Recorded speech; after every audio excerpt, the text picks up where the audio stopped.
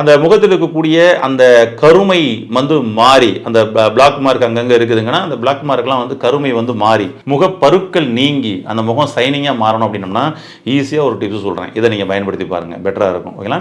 ஆனால் இன்டர்னலாக கிளென்சிங் பண்ணிவிட்டு இன்டர்னலாக கிளென்சிங் பண்ணுறதை தொடர்ந்துக்கிட்டும் நீங்கள் இந்த இதை பண்ணிட்டு வந்தீங்கன்னா தான் இது ஒரு பெர்மனன்ட் சொல்யூஷன். இல்லை நீங்கள் ஃபேஸில் மட்டும் அப்ளை பண்ணி ஃபேஸ் மட்டும் பிரைட்டாக இருக்கணும் அப்படின்னு சொல்லி சொன்னோம்னா தற்காலிகமான சொல்யூஷன் தான். ஓகேங்களா? ஒன்று.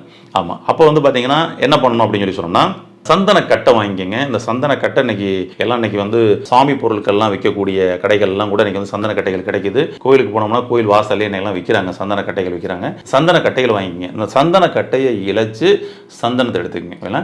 இந்த சந்தனத்து கூட வந்து பார்த்தீங்கன்னா கொஞ்சோன்னு லெமன் புழிஞ்சு விட்டுங்க. கொஞ்சம் லெமன் புழிஞ்சு விட்டுட்டு இதை நம்ம ஃபேஸில் அப்ளை பண்ணிட்டு வாங்க. அவ்வளோதான். அப்ளை பண்ணி நல்லா ஒரு 20 நிமிஷம் அரை மணி நேரம் வச்சுருந்துட்டு அதுக்கப்புறம் போய் ஃபேஸ் வாஷ் பண்ணி பாருங்களேன். ஃபேஸ் நல்லா சைனிங் ஆயிரும். முகப்பருக்கள், அங்கே இருக்கக்கூடிய கருமை, அங்கங்கே வந்து சின்ன சின்ன கருப்பு பேச்சஸ்லாம் இருக்கும்ல, அது கொண்டு மாறி முகம் பிரைட் ஆகுங்க.